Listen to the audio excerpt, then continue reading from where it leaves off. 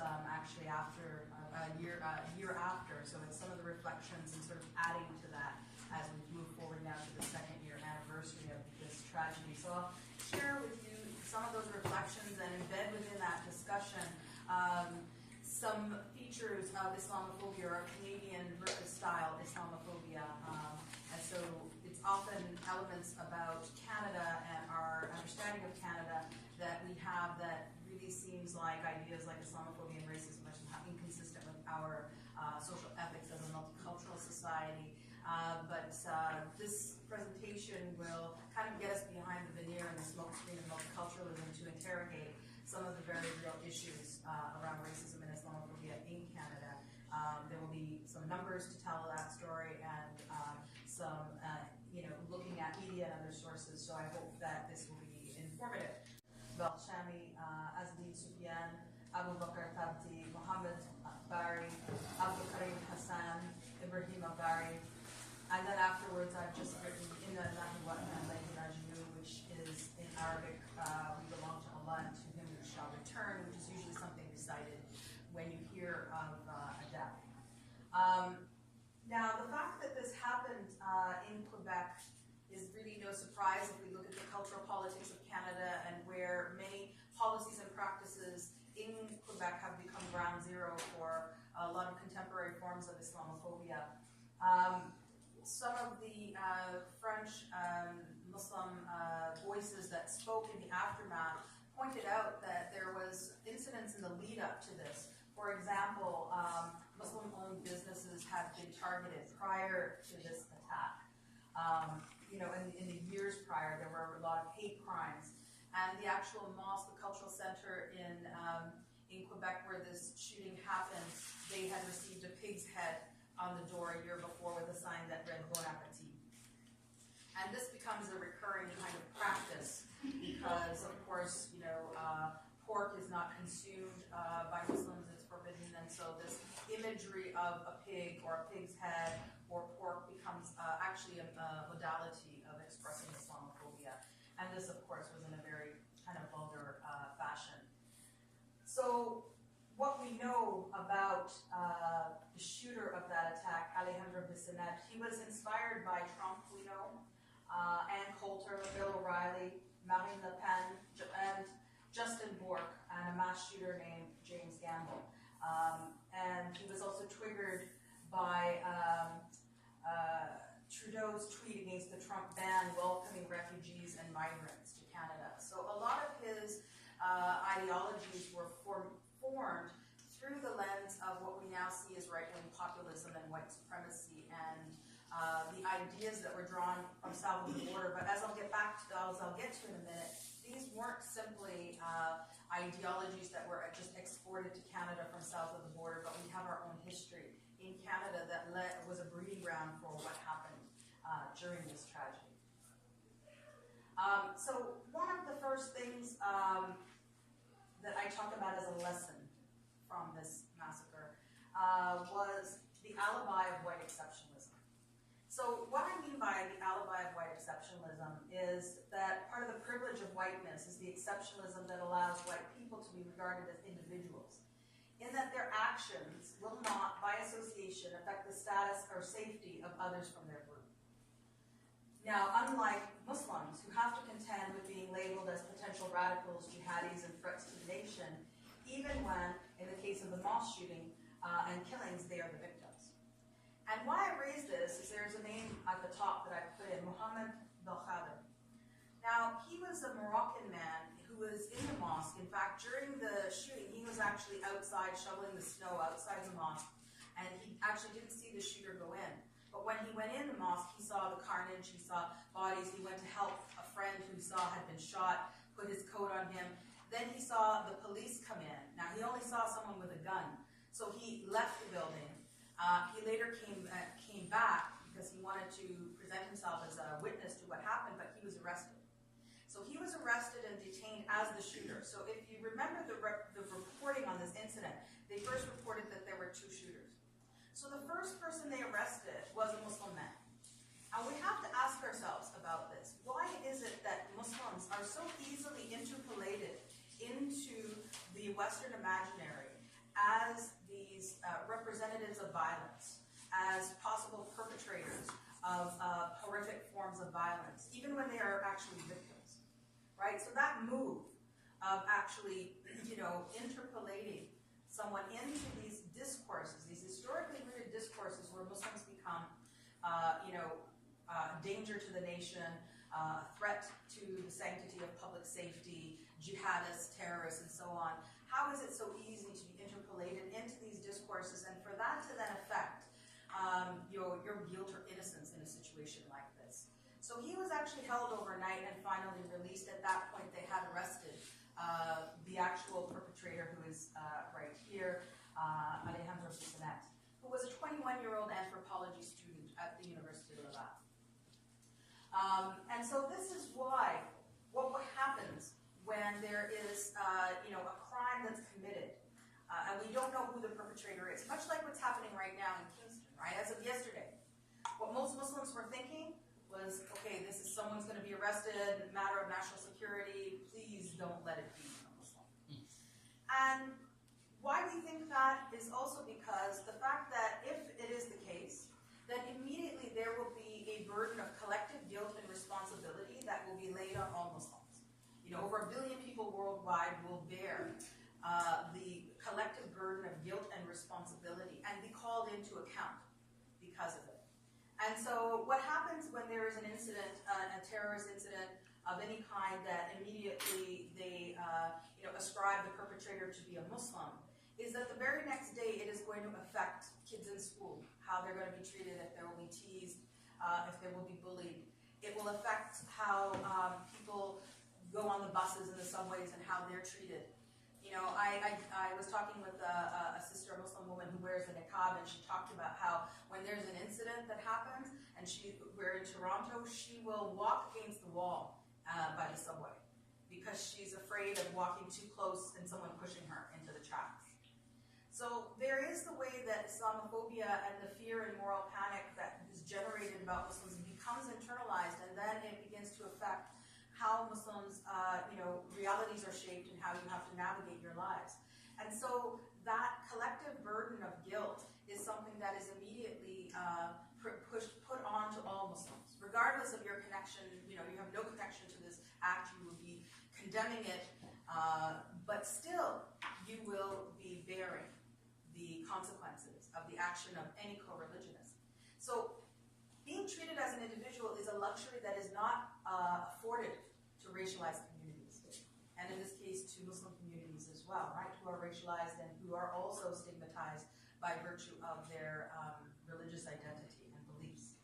And so this is where I came up with this concept of white exceptionalism. Now, speaking of that, this is a headline. In the introduction, they mentioned this case where there were 3 men who were accused of planning a bomb attack in a town called Islamophobia in upstate New York. So this is CNN, and this is the headline. 3 men and a teenager are accused of trying to bomb a Muslim community in upstate New York. What we don't see in that headline that we often see when the perpetrator is perceived to be Muslim or accused or alleged is some reference to their identity, their religious identity, their racial identity, their immigration status. That's usually something that we see up front. If it's not in the headline, it's clearly in the article. In this article, there's no reference to these men's religion. There's no reference to their ethnic background. There is a reference to them being Boy Scouts, though, which is interesting, right? And I wonder in what way that reference, because there was a distancing of the local Boy Scout chapter, we condemn this. So this sort of separation, but there's always this way of sort of casting them, within this sense of innocence of like, look, they were Boy Scouts, something went wrong. These are always the exceptions, not the rule, right? Whereas when the perpetrators are Muslim, it's seen as something that is representative of all Muslims, as if it's somehow endemic to Muslim societies to be maniacal, to be threats to the nation, to be plotting terror attacks, to be anti-Western, to be anti-democratic, and therefore to be pre-modern in their outlook and in their way of fitting into society. So we don't see that in this kind of representation. Again, part of the alibi of the white exceptionalism is that you are therefore seen as an individual. You are not seen as a representative of a particular group. So when we look at mass shootings, when we think of Anders Breivik in Norway, when we think of Robert Stack in Las Vegas, just two examples of, the fact is that most of the mass shootings are conducted by white men. But the next day, after Anders Breivik shot 70 youth in Norway, kids who were named Anders could go to school and not be teased, right? After 9/11, my son's name is Usama, my eldest son. And of course, he was getting threats, he was getting people writing on his locker, he was getting, teased and bullied all the time, simply because he shared a name with someone who they later connected with that particular crime. So this is, again, part of that exceptionalism and the ability to be able to be individuals or to be seen as individuals and not labeled as part of a pathologized collectivity. So these are some quotes. As mentioned, I have a book coming out. I'm finishing a manuscript based on a 6-year study that I did on the 9/11 generation in Canada. So I was interested to see how the war on terror and 9/11 and its aftermath, domestic security policies affect Muslim youth who grew up under the specter of all of these kinds of issues and who didn't know a world before this. So how are they being socialized? And how is Islamophobia impacting their sense of identity, citizenship, belonging? So I did a 6-year national study, talked to 130 Muslim youth across Canada about some of these issues. And so these are some quotes from some of my participants. And this is them sort of reflecting on this theme. So one of the youth says, if a Muslim breaks the law, the media should not jump to blame it on a religion. If there's a terrorist act, somebody does something really stupid and crazy, then maybe they have psychological problems. It does not necessarily have to be about religion. Like the terrorist guy in Norway, right? He killed so many innocent people and they say he had psychological problems. Had it be a Muslim person, it would have been like, oh, he's a terrorist, that's it, end of story, right? But there's more to that. There is more to people. And it's interesting because this quote also, when we think about, we're looking at the arrest of someone here, for example, in Kingston, who we know right away was represented as a Syrian refugee. So we know this is now going to play into a lot of xenophobic, movements and ideas and stereotypes and rhetoric, particularly going to be taken up by a lot of the alt-right and conservative. Already, conservative leader Andrew Scheer has made a comment about the need to tighten controls on refugees. Right now, nothing is even known 100%, but immediately the rush to judgment is there and the condemnation of Canada's immigration and refugee policies. So immigration and securitization are inextricably linked in our public policy and in our social ethics in Canada. When we look at this idea of the homegrown sort of terrorists as well, and I'll come back to some of that, we think of the Toronto 18 case. So because these were also youth in Kingston, there's been a lot of surveillance, by the way, of university students. Whenever these incidents happen, and they happen to be university students, in my research I found quite a lot of surveillance of Muslim student associations.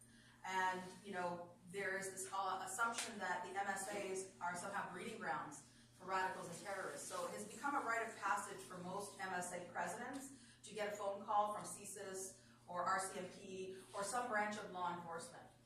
Where I work in Waterloo, we had a strategical intelligence and counterterrorism unit. Yeah, in Waterloo, we have this unit. And they wanted to speak to MSA presidents in the past. I've sat in on these meetings. And then one year, my son, when he was an undergraduate at my university, he was elected as the Muslim Student Association president. And they counted the ballots at night. It was late, so they didn't announce who became president. They didn't tell the membership, just the executive, a few people who were there helping knew. But the very next morning, my son got a phone call on his cell phone from CSIS, wanting to talk to him as the new MSA president at Oregon, right? So, this is very alarming. How did they know? How did they know he was elected? How did they get his cell phone number? Because that wasn't made public, right? And so we had coffee with CSIS, which has now become a thing that we do. We have, it's coffee with CSIS, right? So, or coffee with the RCMP. And this is because become, and just recently I was approached by the MSA at U of T because they had the RCMP coming on their campus, asking questions, going to other student associations, trying to find out where the MSA leadership was, because they wanted to know about a previous MSA member. And so, of course, they found this very threatening. They found this to be, disturbing to them. They didn't feel comfortable, going to the prayer rooms. They thought they might be being surveilled. And so it creates a lot of anxiety for them on campus. This is why I also titled my book Under Siege, because these are communities, it's become an ontological status of actually being under siege. And a lot of youth internalize this, and they become self-surveilling of themselves. They're aware of looking suspicious. I often give the example that when I was interviewing youth, they would say things, I would ask them, how did 9/11 affect you? They'd say, oh, it didn't affect me. I was young, it didn't really have any effect. And I said, okay, so what are your student organizations doing? What is the MSA doing? Oh, well, we were going to go play paintball up north, but we canceled that because we didn't want to be seen as a terrorist cell, right? But 9/11 didn't affect them, right? Or, we sometimes play these violent video games like Call of Duty on the concourse with our, we don't do that anymore. We don't want people to think that we're plotting something, or that we're violent. But 9/11 didn't affect them, right? So for them, it's a new normal. This is the way they navigate the world, And I have to say, even my son, when he was MSA president, came to me and said, "Oh, excuse me, we're gonna go play. We want to go to the Rouge Valley, have a bonfire and all this." I was like, "No, I'm sorry. You're all brown kids. You're not going to the woods and lighting fires. You're gonna have CSIS. You're gonna have RCMP on your tail. You're gonna do that." And I'm serious too, because there are certain things that you're just aware as a Muslim. These are just not prudent things for you to do, And so they have internalized that regulatory gaze. It's a panopticon of self-surveillance. So they're very aware of what they say at the border when they're crossing and how they're perceived. And so they have to monitor this. This is part of the 9/11 generation's sense of identity and how they navigate the world. So another participant in my study said, if you're white, you're simply an individual, and you can be separate from the rest of society. Whereas if you're Muslim, you're linked to the whole community.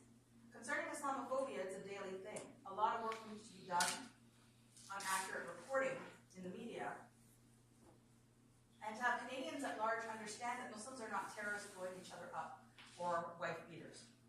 Of course, that's the other lecturer's nightmare. This is why I travel, doing all kinds of candy. Okay. I wanted to give you a sample of some of the polling. So we don't think that the Quebec Massacre just happened because Donald Trump was elected. In 2006, Environics did a poll, a very large one on Muslims in Canada. And this were some of the results then. And now, again, this was also just after the rest of the Toronto 18. So that was the 18 youth and one adult who were arrested on terror charges. So at that time, we found over half of Canadians believed that there was a struggle in Canada between moderate Muslims and extremist Muslims. So there's already this narrative that there's a good Muslim and a bad Muslim archetype, and the good Muslims and the bad Muslims are at odds in Canada. So that was a narrative that was, that over half of Canadians, according to this poll, seem to believe it. 6 in 10 Canadians feel that the terror attack by Canadians with a Muslim background is likely in the near future. And just 1 in 10 Muslims share this view. So while 6 in 10 Canadians who are not Muslim thought that an attack by Muslims is an imminent, clear and present danger in Canada, only 1 in 10 Muslims actually felt the same. So a real disjuncture between how the community perceives itself and any internal politics or tensions versus how other Canadians are relegating the community to be a potential radical threat. And of course, when you have these kinds of ideas, right, you are then also creating consent for very draconian kinds of security policies. So, we have these policies in Canada that are around securitization, Bill C-51, security certificates, and so on, right, that are then justified through these ideas being in the public sphere that are allowing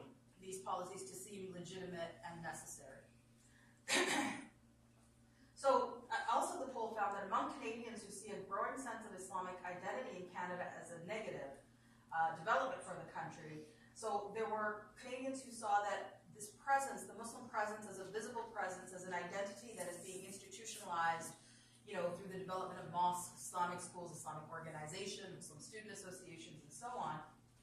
They saw it as negative. And the two main reasons were, one, gender inequality, because again, this is something that's perpetually linked with Islam, and secondly, with violence. So another factor that's perpetually mapped on to Muslims, violent and misogynistic.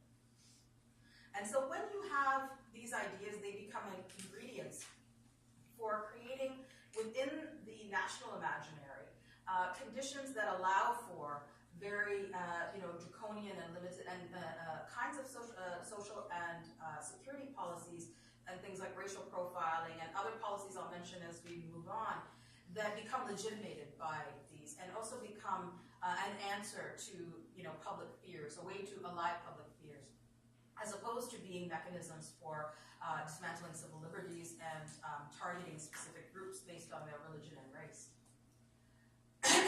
So fast forward, some of the other polls we see, then this one was in 2015, ordered by the Quebec Human Rights Commission, found that nearly half of Quebecers have an unfavorable view of religion, but their intolerance was unevenly split. So while 5.5% of Quebecers expressed their dislike for the Christian cross, almost 50% said they were uncomfortable with Muslim veils, the headscarf, or the face veil. This is not news necessarily because we know of all the policies in Quebec to try and ban the niqab or the face veil, attempts to ban the hijab as well. And so these particular concerns in Quebec are borne out through the kinds of polling results around these issues.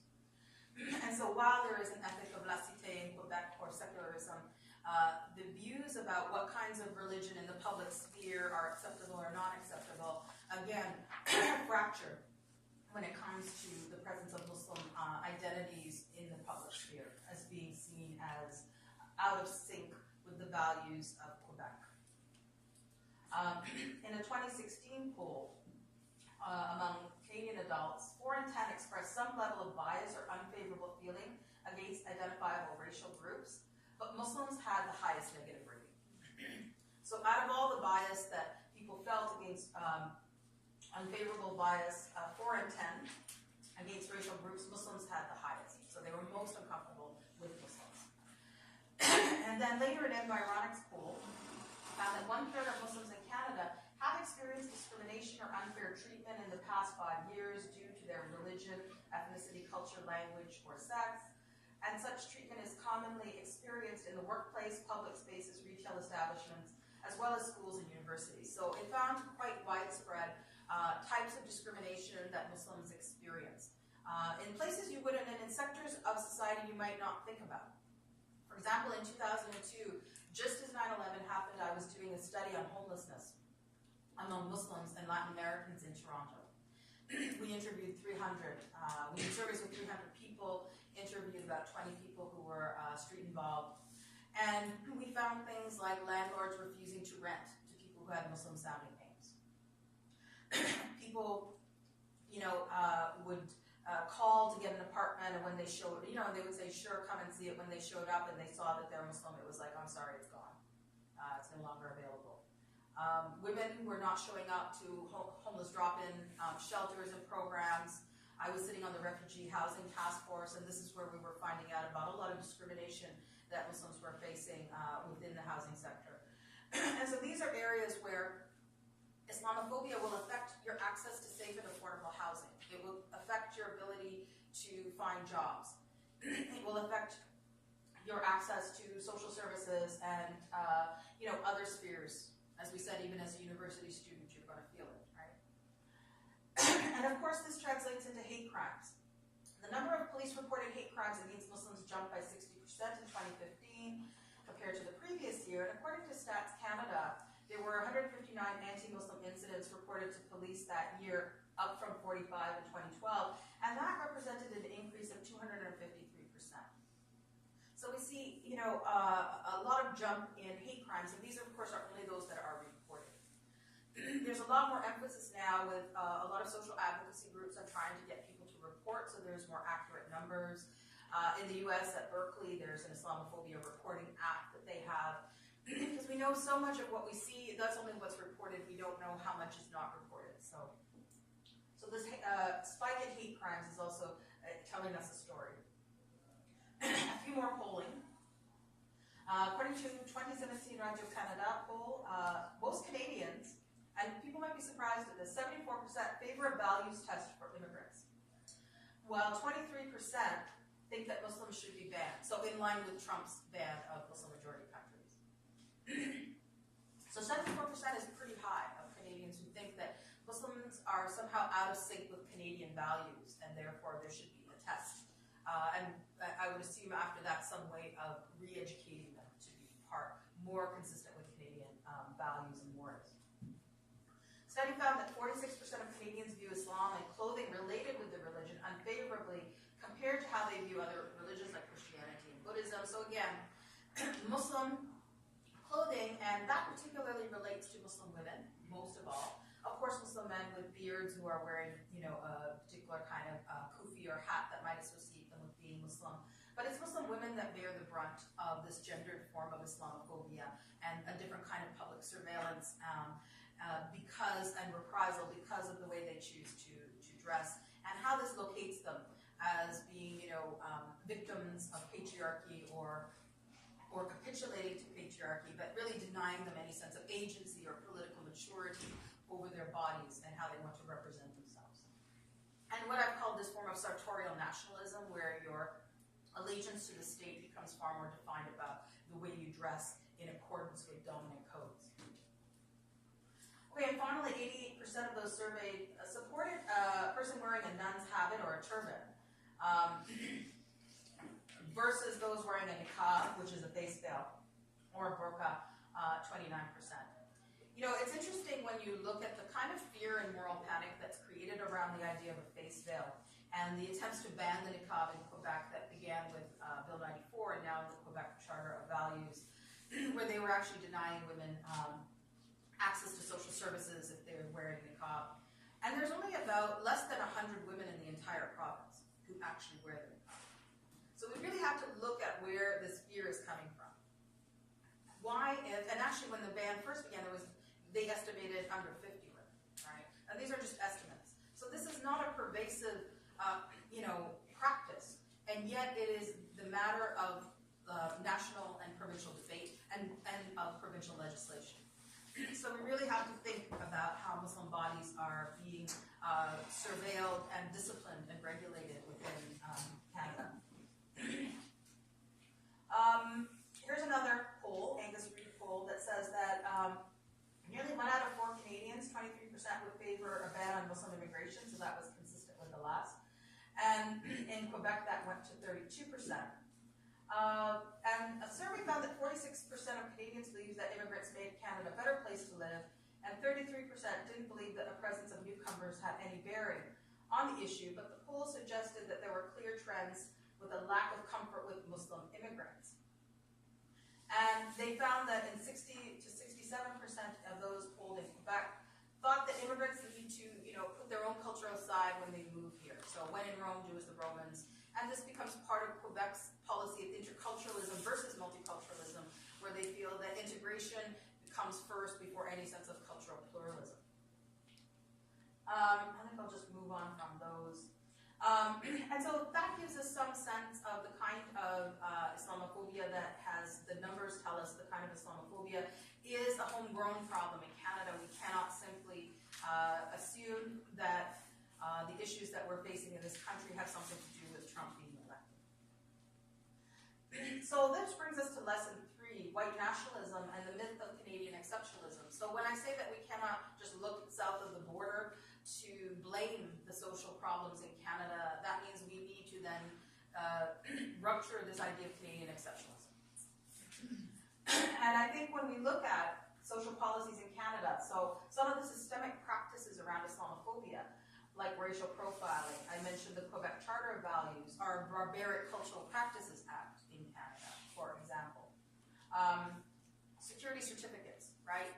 If you're a non-citizen in Canada and you are perceived of being involved in some sort of threat to the nation, you can be held on the basis of secret evidence, have secret trials against you.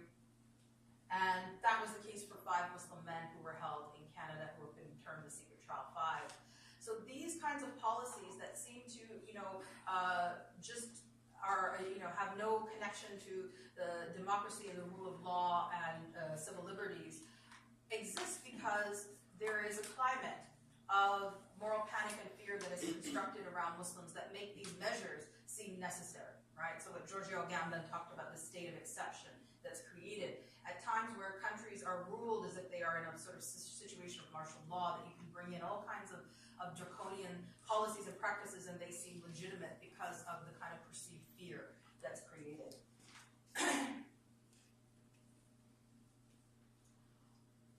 So again, there's no Canadian exceptionalism. We have our own policies in Canada that purvey Islamophobia and that capture Islamophobia in the way that they're constituted. We also have about 100 white nationalist, white supremacist groups in this country. These are just a few of the names of some of these groups that are specifically, their raison d'etre is specifically Islamophobic, but there's actually many, many more.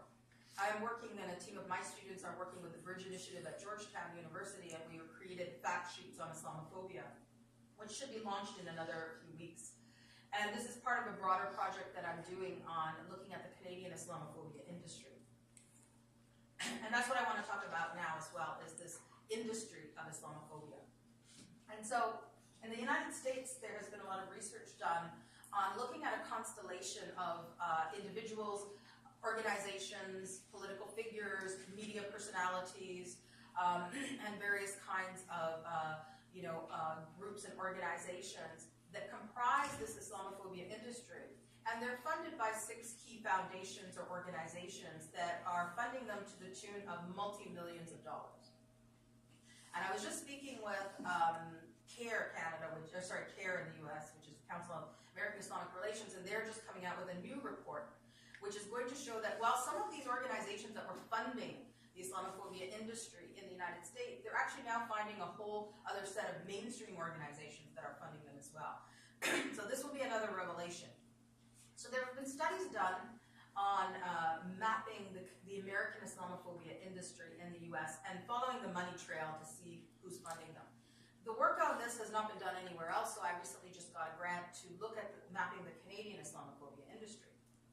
And so what I'm showing you here are just some examples. So in this top corner where it says smearcasters, those are some of the figures in the US Islamophobia industry: Bill O'Reilly, Neil Horowitz, Steve Emerson, and Michelle Bachmann, Pamela Geller. You can see here, and Ann Coulter, who says we should invade their countries, kill their leaders, and convert them to Christianity. And she's talking about Muslims. She said that quote at University of Waterloo, where she was invited. And of course there's Geert Wilders from the Netherlands, who has been a major proponent of the Islamophobia industry in Europe. On the other side are some people in Canada. So part of what we're doing is looking at Canadian Islamophobia industry, but we're also in another project trying to look at the global Islamophobia industry. So we're looking at the linkages between the US, Canada, and global actors in this really what's going to, I think, be more of a billion-dollar industry of promoting and purveying Islamophobia. So some of the people in the Canadian landscape will be familiar to us. So that's Faith Goldie, who was no stranger to my campus at Wilfrid Laurier, where she was invited last year to speak. And so she is a political figure, formerly from worked with Rebel Media. She was a little too radical for them because she uttered the 14-word Nazi creed and then was let go from there, but has become a co-celeb. In any case, among the alt-right and the neo-fascists. And of course, she ran for mayor in Toronto, and in fact, came in 3rd in the mayoral race. So these groups are gaining traction, these individuals are gaining traction within certain sectors of society.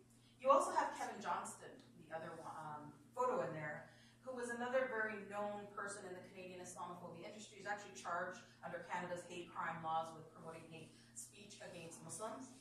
But he came in second in the mayoral race in Mississauga. Right? So we have to really have some level of concern over the political traction that these individuals are making. And we are going to be tracking who's funding these groups. We know that there is some funding from the United States that's being channeled that is supporting certain Canadian Islamophobia industry personalities as well. Here's one also, Lauren Southern, who was involved with rebel media. She's now more of an individual alt-right personality Canadian. She was connected, if we now look at the global linkages, there was a ship called the Sea Star that was bought by a consortium of alt-right groups with the express purpose of, while other boats were going to rescue migrants who were coming off the coast of Africa into Europe, they were there to repel them. So they commandeered or bought a boat and went out with this express purpose of trying to thwart migrants from coming in.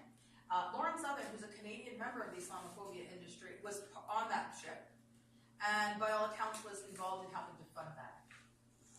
So we're seeing these troubling global links. Here's another one that I find really fascinating. So Christine Douglas Williams. Now, she was federally appointed to the Canadian Race Relations Foundation for about 7 years. She was a former appointee of the Office of Religious Freedom and Foreign Affairs, but she also writes for Jihad Watch and Front Page Magazine, which are some of the most notorious magazines by the alt-right neo-fascists in the United States. And another known figure, Robert Spencer, one of the key figures of the Islamophobia industry in the US, and Christine Douglas Williams went to Iceland. They were invited and they went to speak in Iceland. Christine Douglas Williams went in 2016. She accompanied him to Iceland and issued a warning to all Icelanders about the immediate peril posed to the country by Islam, urging them to vet all Muslims coming into the country, calling for the surveillance of mosques, and warning people not to be fooled by the smile